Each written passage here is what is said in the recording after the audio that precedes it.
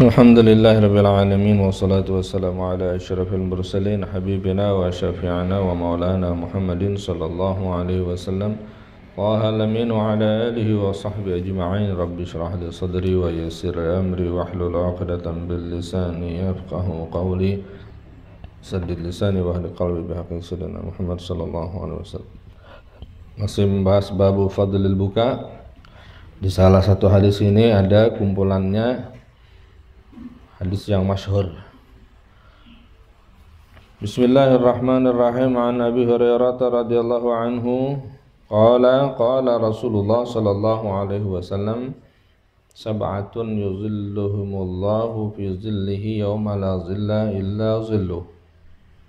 Ada 7 kelompok orang, karakter, sifat 7 kelompok orang yang akan Allah lindungi, Allah naungi fi zillihi pada naungannya yauma la zilla, di saat tidak ada naungan, tidak ada perlindungan, illa zilluh, kecuali perlindungannya.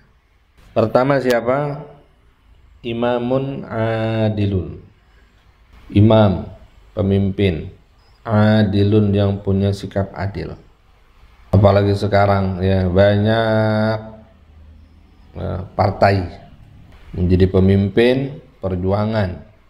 Begitu jadi pemimpin akan menghadapi kepada bukan orang yang memilihnya saja, tapi juga kepada orang yang tidak memilihnya, yang setiap saat kritik bahkan celak makian akan masuk.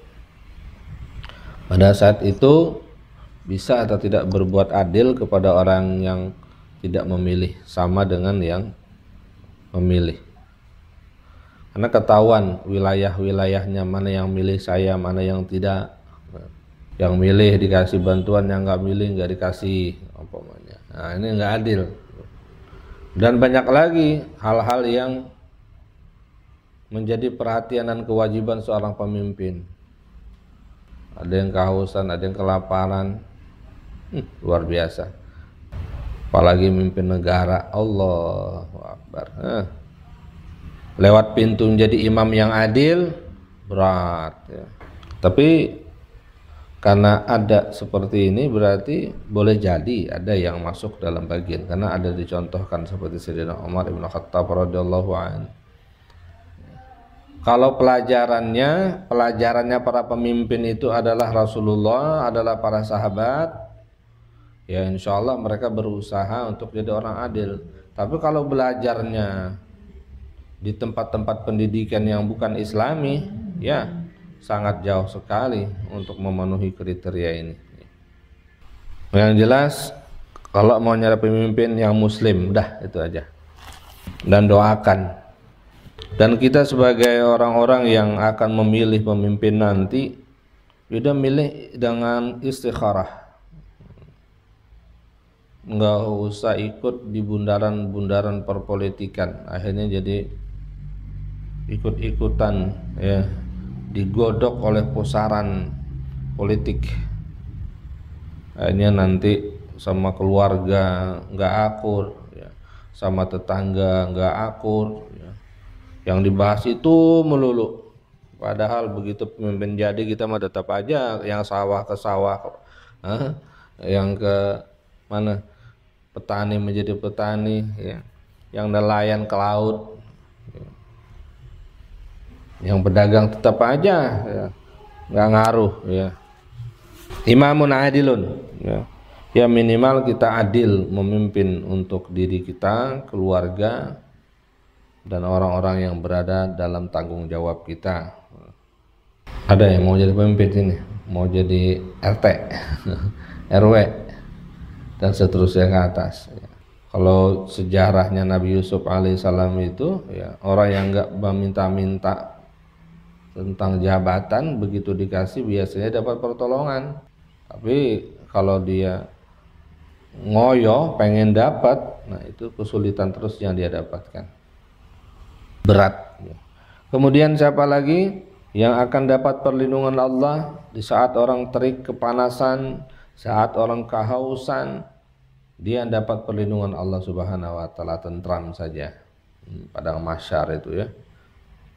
Menakutkan, mengkhawatirkan, mencekam, tapi dia santai, enak dalam perlindungan Allah, enggak ngalamin hal-hal yang menakutkan.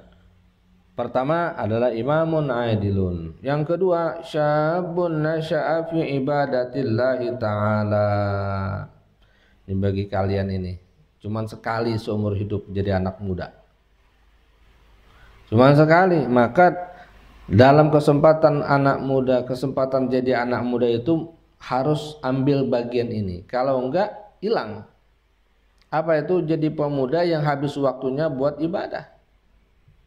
Kira-kira sanggup gak setiap malam ya, full time ibadah, siang full time puasa? Rasanya sulit di zaman modern ini. Maka kategorinya orang yang menghabiskan waktu muda dalam ibadah adalah menjadi santri. Makanya godaannya berat. Baru 5 tahun nyantri, ada teman yang ngajakin kerja ya. Ngajakin kerja, ngapain mau nyantri pakai sarungan mulu, ntar kamu makan apa? Santri dikasih kata-kata seperti itu bimbang, kalah hadis, kalah ayat, dipegang omongan temannya yang tiba-tiba cuman beberapa menit datang. La haula wala quwata illa billah. Seolah-olah orang yang berurusan dengan agama ya, berkhidmat kepada Nabi, berusaha menjadi khuwaidimil ulama ya, enggak diperhatikan rezekinya, sehingga enggak percaya kepada ayat yang dia sudah amalkan tiap hari 7 ayat, wa ma min dabbatin fil ardi illa 'alallahi rizquha. Dia tinggalkan itu ayat, dia tinggalkan nasihat gurunya, ambil kerjaan kawannya. Bukan kagak boleh kerja, bukan, lagi saatnya mondok, belajar, habiskan usia muda. Nanti ketika usia muda habis ya, masuklah dalam fase berikutnya, fase dewasa, masa-masa mengamalkan dan berjuang di masyarakat. Kalau di masa muda dihabiskan untuk hal-hal yang campur-campur ya, belajar juga, jalan-jalan juga, kosono sini juga, ya nggak habis waktunya dalam ibadatillah, nggak masuk dalam kelompok ini. Kadang-kadang timbul rasa bosan, kadang-kadang timbul pengen kesana ya. Itu timbul tiba-tiba tuh dilawan. Maka orang yang berhasil melawan itu semua, maka dia masuk dalam kategori syabun nasya'a fi ibadatillah. Allahumma ja'alna minhum. Jangan tergoda. Lagi mondok, masih mondok emang. Kapan apaan? Nikah lah. Ini gampang nikah mah. Ini tinggal qabiltu nikahaha wa tazwijaha aja. Apa susahnya? Sekarang saya lagi mengukir prestasi, mengambil kelompok kedua dalam hadis Nabi Shallallahu Alaihi Wasallam. Doa anak-anak biar sukses. Nanti minta syafaat mana gitu. Ya gitu. Karena dulu masuk surga ente nanti yang bakal gue tolong. Wah, mantap. Gitu biar pede. Godaannya itu nih kadang-kadang nggak langsung berhenti kerja. Itu yang kadang kita tertipu tuh. Apa godaannya? Pindah pondok ke sana. Dianggap di sana lebih bermutu, dianggap di sana lebih sesuai kondisinya, keinginannya. Akhirnya tega juga dia pamitan. Setan tahu, mumpung dia keluar, saya godain. Enggak langsung, liburan dulu ke sana ke sini. Akhirnya masuk ke sana telat, atau masuk ke sana enggak cocok suasana. Akhirnya 2-3 bulan berhenti lagi. Pindah lagi, akhirnya jadi santri turis, santrinya hilang, tinggal turisnya. Berhenti. 20 tahun akan datang baru nyesel di saat kawan-kawannya udah berhasil.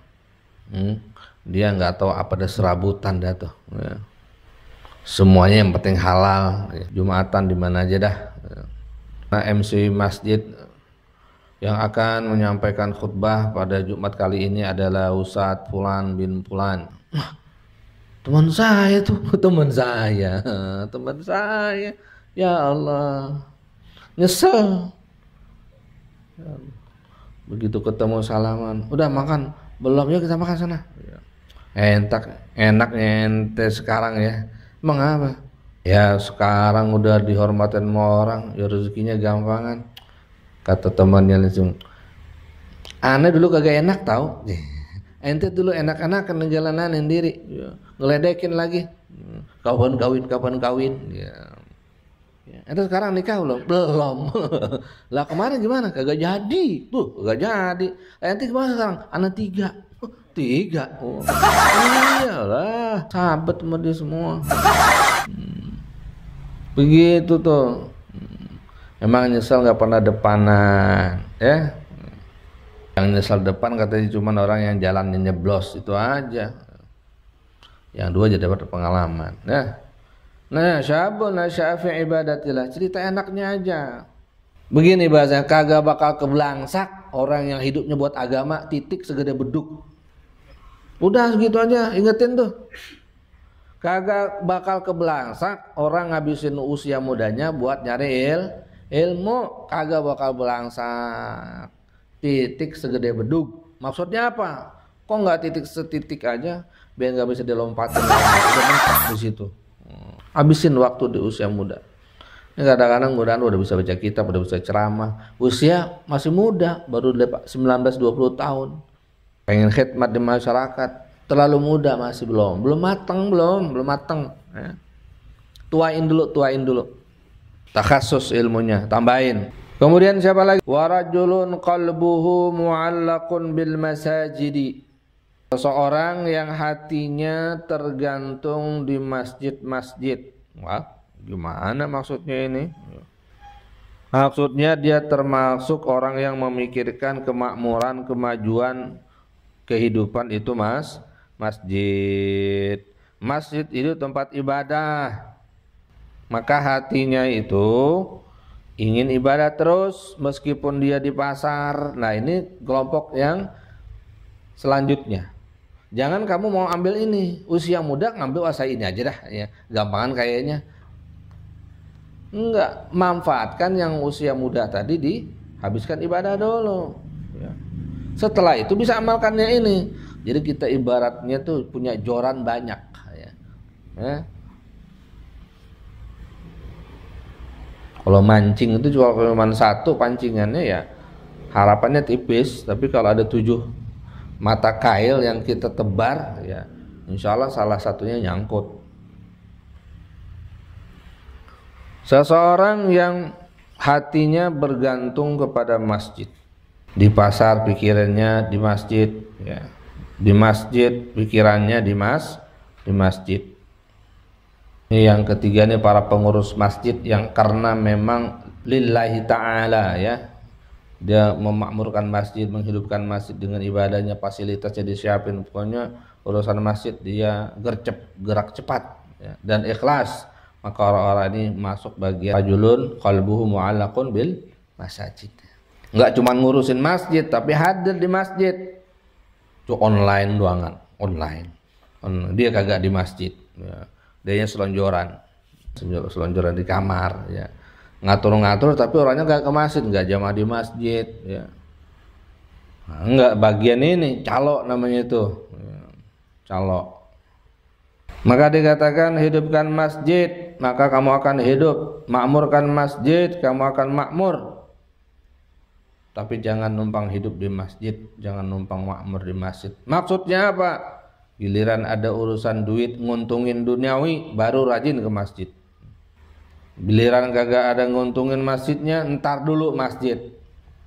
Giliran ada zakat urusan maju ke masjid. Cepet datang ngurusin. Kenapa? Ada hitungannya duniawi. Numpang tuh namanya hidup di masjid. Tapi kalau kagak ada urusan duitnya, jadi imam kagak ada duitnya, jadi muazin pada suaranya bagus, enggak mau azan. Nah, yang begini nih enggak berkah hidupnya nih. Kadang-kadang kan begitu suaranya bagus, giliran dengar suara azan orang jelek dikatain siapa sih azan jelek banget. Lah dia masih mending suaranya jelek azan. Lah situ suara bagus kagak mau azan. Enggak bersyukur dengan nikmat Allah Subhanahu wa taala. Kufur nikmat namanya. Tapi memang orang-orang yang hatinya diberi petunjuk oleh Allah adalah orang-orang pilihan. Nggak usah dipaksa-paksa. Emang gak ada pikirannya, emang dia gak mau nyumbangkan dia punya kebisaan untuk agama, dia gak dapat berkah dari situ. Padahal itu semua adalah berkah hidup buat dia. Cuman dia gak mampu mengambil keuntungan dari kebisaan yang dia punya. Suaranya pasnya, dia gak mau jadi imam. Alasannya macam-macam, gak enak sana, gak enak sini. Seharusnya itu potensi dimanfaatkan. Suara bagus, ya, manfaatkan. Muliakan diri kita sendiri dengan mengaitkan diri kepada kemuliaan yang Allah Subhanahu wa taala sediakan. Masjid termasuk salah satunya. Musalla juga termasuk, ya. Kemudian siapa lagi yang ketiga? Orang yang dapat naungan Allah di saat tidak ada naungan kecuali naungan Allah. Wa rajulani tahabba fillah ijtama'a alaihi wa tafarraqa alaihi. Yaitu rajulani, dua orang yang saling cinta karena Allah, berkumpul karena Allah dan berpisah karena Allah. Jadi bukan karena dunia. Karena ada namanya ya sahabat di meja makan. Giliran temannya duit ngajakin makan akrab.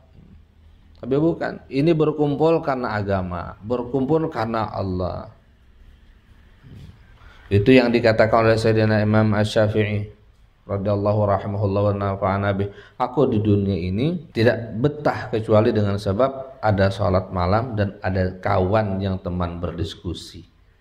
Sahabat fillah namanya itu. Jadi memang para ulama, para aulia, para solaha, para ulama-ulama itu mereka punya sahabat fillah yang buat saling tegor-tegoran, yang saling mengoreksi, saling meningkatkan iman. Dilihat temannya kayaknya udah mulai malas salat sunnah, ditegur sama dia, mau diterima. Ini sahabat fillah namanya.